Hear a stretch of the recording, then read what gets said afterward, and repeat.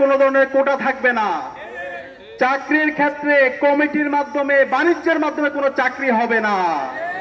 চাকরি ক্ষেত্রে মামা খালু চাচাদের পরিচয় দিয়ে স্বজন প্রীতির মাধ্যমে কোনো ধরনের নিয়োগ হবে না।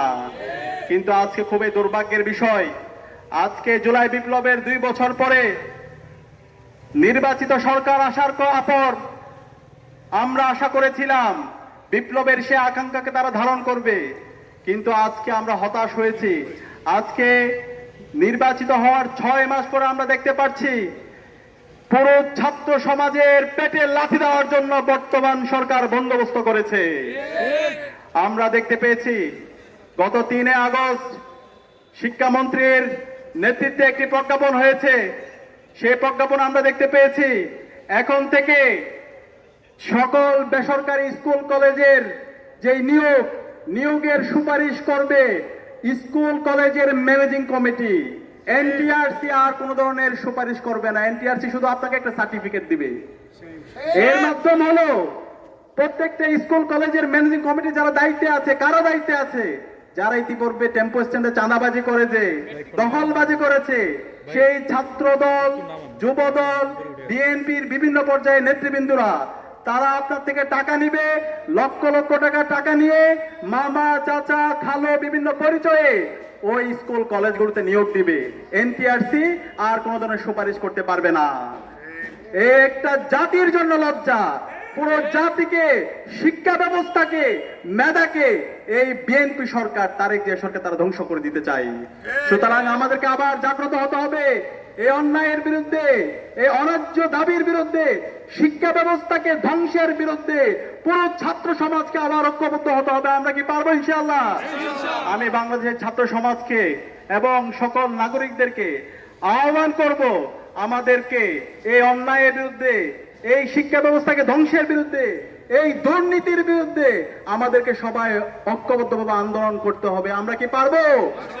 আমরা বাংলাদেশের সকল কলেজ এবং বিশ্ববিদ্যালয়ের শিক্ষার্থীদেরকে অনুরোধ করব, আপনারা প্রত্যেকটা জায়গায় এই অন্যায্য কমিটি বাণিজ্যের বিরুদ্ধে এবং এই কমিটির মাধ্যমে, বাণিজ্যের মাধ্যমে শিক্ষার্থীদেরকে নিয়োগের বিরুদ্ধে আপনারা প্রতিরোধ গড়ে তুলুন।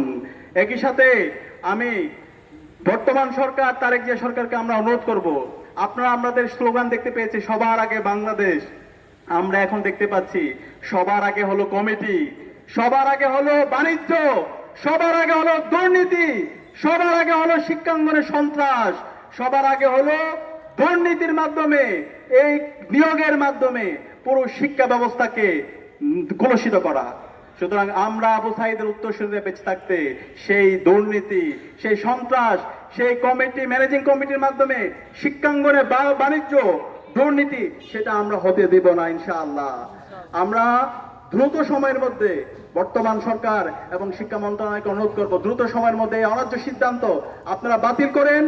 এনটিআরসি এর মাধ্যমে যেভাবে আগে সুপারিশ হতো, কলেজগুলোতে, স্কুলগুলোতে নিয়োগ হতো, সেই পরিপত্র আবার জারি করেন এবং যে অন্যায্য সিদ্ধান্ত হয়েছে কমিটির মাধ্যমে, ম্যানেজিং কমিটির মাধ্যমে নিয়োগ, সেটা বাতিল করেন।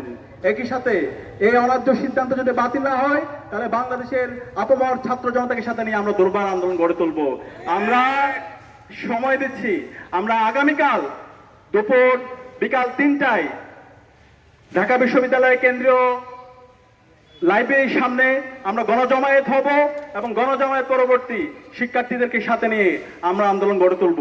আমরা আশা করছি এই সময়ের মধ্যে বর্তমান সরকার এবং শিক্ষা মন্ত্রণালয় থেকে যে অন্যায্য সিদ্ধান্ত এসেছে, শিক্ষার্থীদেরকে, বেকার যুবকদেরকে পেটে লাথি দিয়ে যে অন্যায্য সিদ্ধান্ত এসেছে, সেই সিদ্ধান্ত বাতিল করা হবে। যদি না হয় তাহলে আমরা শিক্ষার্থীদেরকে সাথে নিয়ে জুলাই বিপ্লবে যেভাবে রাজপথে নেমেছিলাম, তার চেয়ে আরো শক্তিশালী ভাবে রাজপথে নেমে শিক্ষার্থীদের ন্যায্য অধিকার আদায় করার জন্য আমরা দুর্বার আন্দোলন গড়ে তুলবো ইনশাআল্লাহ। আমি আজকের আয়োজনে এই